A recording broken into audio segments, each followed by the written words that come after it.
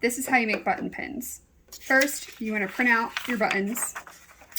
This is 1.25 round labels from Avery. You can make your template on their website and then print them out.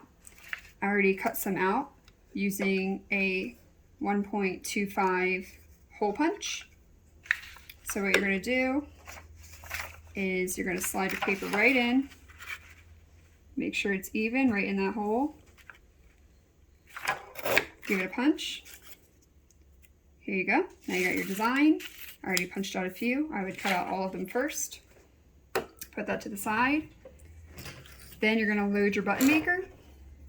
You're going to put the flat, round, shiny piece right in this side where it fits nice and snug.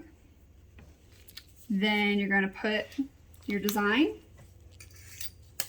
Then you're going to put a clear piece of plastic on top of it. Then you're going to load in the back of the pin. Make sure that the back pin is facing down.